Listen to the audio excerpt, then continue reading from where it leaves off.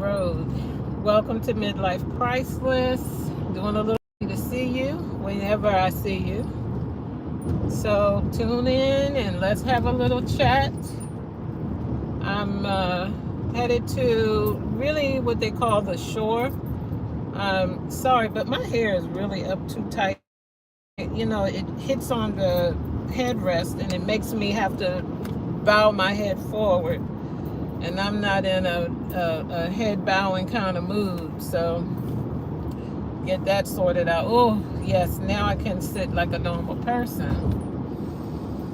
So today, it's beautiful. It's 82 sunny degrees in the sunshine state of Florida. And it is 11:46 p.m. local time. I am headed to the shore, which means I'm headed to the water, and I'm going to pass through a town called Wakullah. And Wakullah, if you saw a previous video, I had gone to Wakullah and done a live broadcast at what was a car show. It's a little small thing, but it's Black History Month.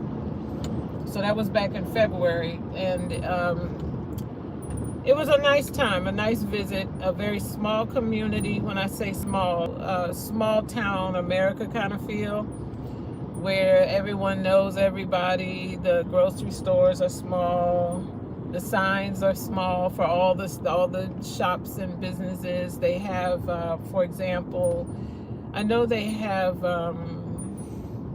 being nosy, looking over there. They do have, as an example, the farmers market. Really nice, quaint, quiet place. So I'll be going through Wakulla, and it seems, I'm going down US 98, which they call Coastal Highway. Not they call, it is Coastal Highway. And it takes you straight to the shore. If I had known it was that simple to get there on a local route, I'd have gone a long time ago. And you're going to see me squirming a little bit because I have on a top that has an annoying zipper in the back. And I haven't figured out what it is, but it's a new top, so I have no clue how to negotiate the situation. But I will try not to squirm too much in my seat and keep still. I am armed with a refreshing beverage for the road, so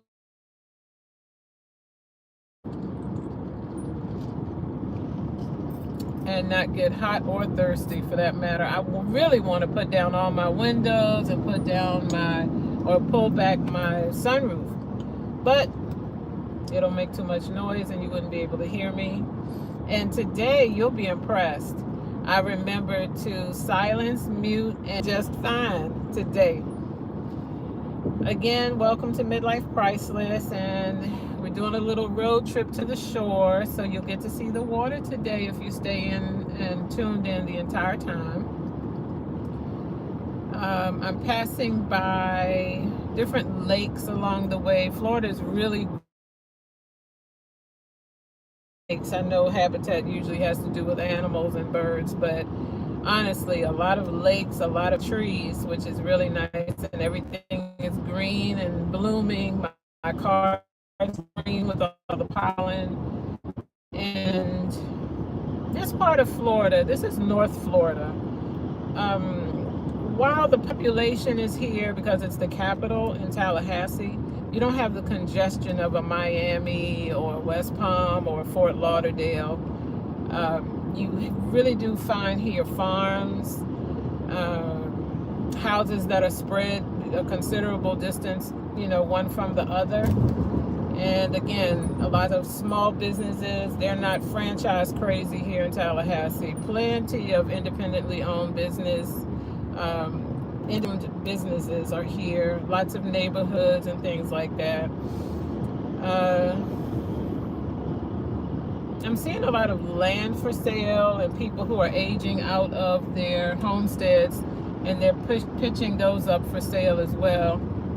And you'll see a lot of retro here, a lot of old cars, old home styles. I have never seen so many cinder block homes in all my life as I have since I've been in Tallahassee. So that's been a little bit of a change. I'm passing by the Wakullah, if I pronounced it correctly, hopefully, the National Forest. So I'm praying that my signal holds as I travel through the forest. Now, when I moved from Houston, it didn't hold at all. So let's see how we do here.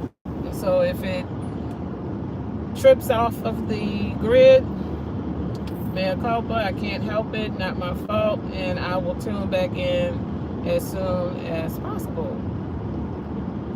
So I haven't been online, I haven't gone live in quite a few days. I'm seeing somebody pitched a tent over there. I guess that's what you do in the National Forest. I see a tarp over there, tarpaulin. I hope they're not homeless. I don't want anybody to be homeless for that matter. So again, I've been really offline for the last couple of days, just checking out the news and all the things going on. And the first one that comes to mind is this business about defunding Sesame Street. That I can't even fathom. I don't even know where you would begin to present an argument to defund something as globally known as Sesame Street. Sesame Street for me is my childhood, all packaged up in one nice neat little package to tell you all the things that I was taught to think about, believe, how to behave. I don't know if you remember the electric company, but the electric company was a sister product, if I can call it that, or a sister station or a sister show to Sesame Street. I'm sorry for being distracted, but I'm coming up on, okay, looks like there was either an accident or something, but I'm coming up on an emergency vehicle. And I mean, he is coming on down the highway and cars pulling over trying to let him go by. But yeah, I don't understand how you would even begin to present an argument for getting rid of Sesame Street. Oh, look. Somebody needs to go to the gym. I got my love handles. Let me pull up my seatbelt so we don't have to talk about that. I'll put my hand here so you can't see it. I really do need to get back in the gym. I was doing so well, and I've been slacking off. Big Bird and the Crew, Cookie Monster, Count Dracula, Miss Piggy, Kermit the Frog. How do you attempt to defund really what should be a national treasure? If it hasn't been designated as such, it should have been by now. You know, medals for this and medals for that and medals for everything. I'm so sorry, Jim. Well, I'm happy Jim Henson is not here to see this day. I'm sorry he's gone and can't fight for it. You know, it's left to those who the lesser known names to make a case for it in the public, the court of public opinion. And I just don't know who that would be. We've always rather assumed we'd always have it. There was no reason to get rid of it. If anything, build it up some more. Wakullah, that's the name of the national park. I finally saw it on another sign at the entrance.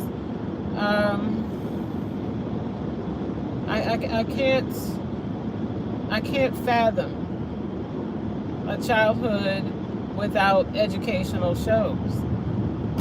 No matter what country, I don't know of a country that does not have educational programming for children. What a shame. These are some dark days. I also understand that museums like the Smithsonian are going to end up having to do battle for their funding. Think of all the museums, from the Smithsonian to the Holocaust to the African American Museum to museums of natural history. Name a museum. Name one. They all serve a significant purpose in their area of focus and mission.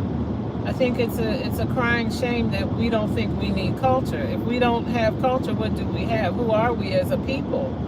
Let alone a race, a religious group, having a just cause as a humanitarian. What happened to us? Speaking of humanitarian, let's go to the next one. We're also talking about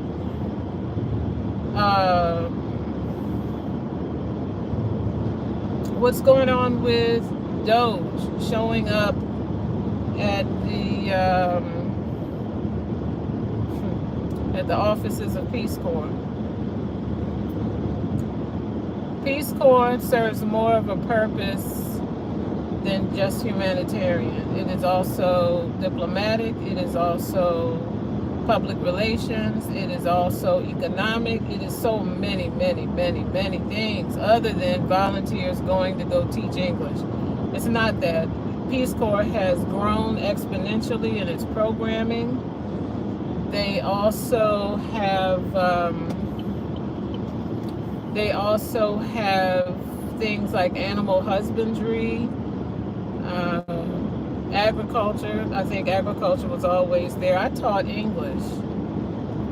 And why is English even teaching English? What's the big whoop? What's the big deal? Well, the big deal is this.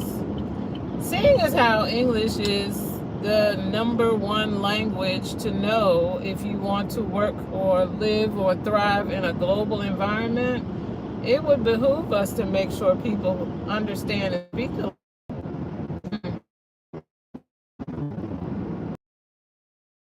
would our lives be without volunteers? That comes to mind. So as an example, my mother was a Girl Scout troop leader at our church. It's where the troop met. And they didn't get paid for that. They were there for the good of the community, civic investment, humanitarian concerns, teaching us about the environment, teaching us life skills, whether it's economic, home economics type topics, or how to sew even. It's tragic to me. Tragic to see a time when we don't understand what has gotten us thus far. That's why teaching history is so important. People have to know what got us as far as we've come. We didn't get here by accident. We didn't. We worked at it, we toiled at it, just like a farm. You work in the field, you reap what you sow. And if you're sowing nothing, you're reaping nothing. It's just a fact of life. Now all of a sudden, for all our intelligence, we want to go backward. No, don't teach them anything. Teach from today. I don't know that that's wise. Nobody teaches law and civics and civic responsibility in the schools anymore.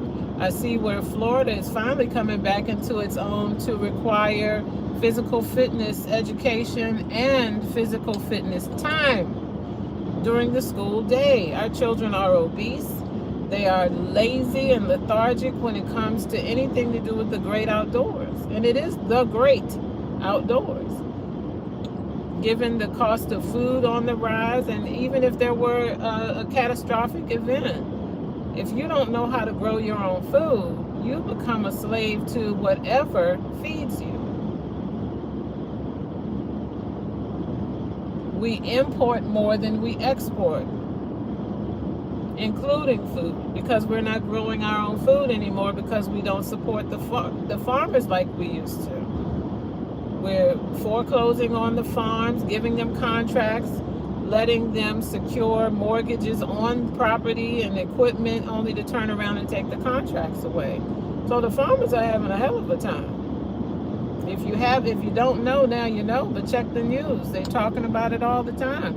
I've gotten to the point I just don't listen to the news as much as I used to. I am on a twice weekly review of what's in the news because I can't take the daily barrage of bad news. And it is a daily barrage of bad news. I'm sorry. It's too much. It's harassing. I don't feel like I'm getting anything out of it other than misery. And half the time, all you're listening to is what you heard, except now it's from the perspective of, fill in the blank reporter from fill in the blank station.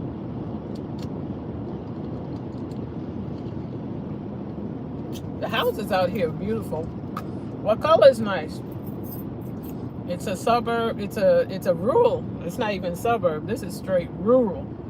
This reminds me of where I grew up, complete with all of the development going on out here. And the only thing I feel for the people who have always lived on this particular street, or road, I should say, this state road, because they've widened it from what I'm sure was 2 lanes for many generations to now it's 6 lanes across if you count the turning lanes. Which means you've now come with eminent domain into people's front yards.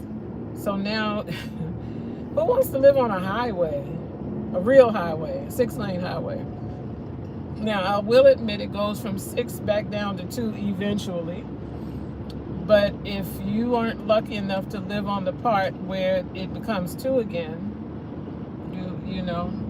it's like people passing your house are passing through a drive-through to pick up a burger or a fry. It's too close. It happens throughout America nowadays. They want to pave everything, take down those trees. Oh, this is an investment in the community. These are jobs. Well, they're jobs as long as you are building. But once the building is completed, the jobs go away, right? So here I see Walmart is out here in Wakullah. I didn't know that. And, yep. This is where I was once before. There is a Lindy's over this side. I got the barbecue and the chicken, but right across the street here comes Popeyes.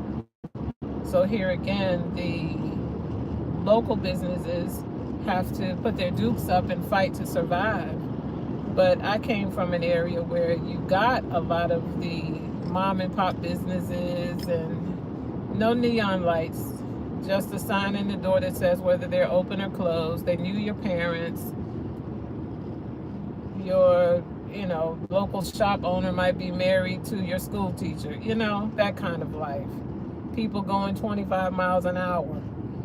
Just a nice life. And I grieve to see this side of our society go away. But as they say, this is, as it goes. Hey, Art of Mind 559. I am in Wakulla, Florida. Wakaullah,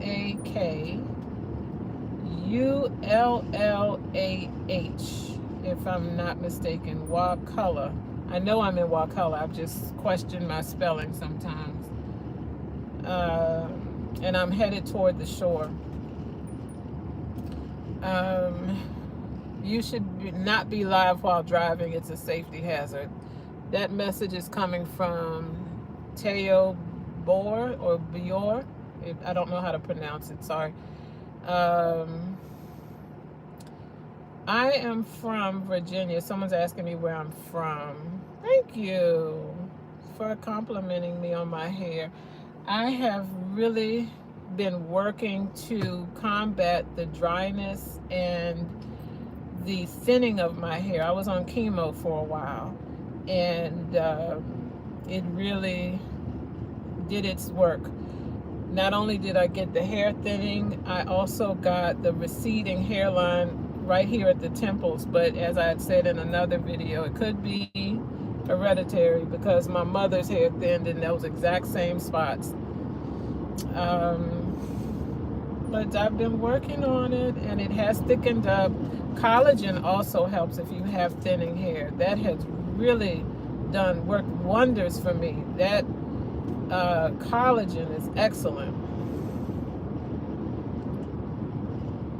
Kanika Brennan says she loved the mom and pop shops growing up. Me too. It helped to strengthen our community, and we looked out for each other. Thank you, and my hair is gorgeous. Thank you. Kanisha or Kanesia?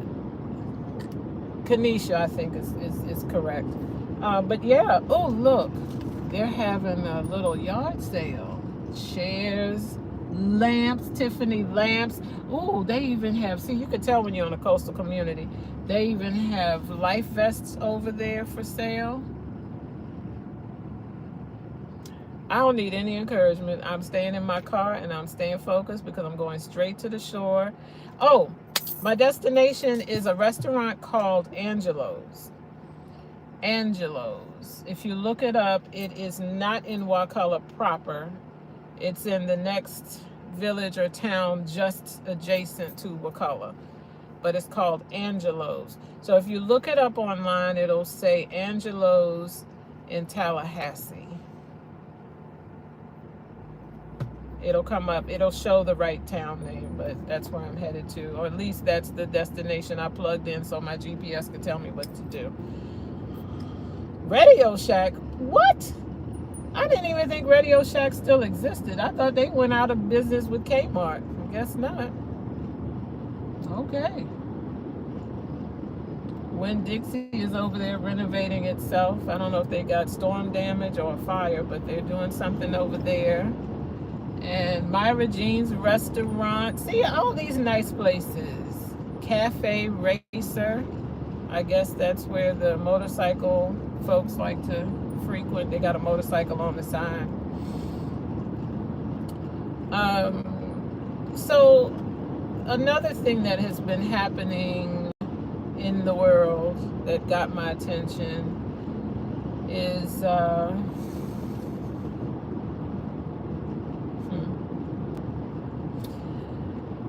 children disappearing. I understand, and oh my God, I'm so ashamed. I cannot think of this little girl's name. She's a Native American girl in the Midwest who was murdered and dismembered. What a crying shame.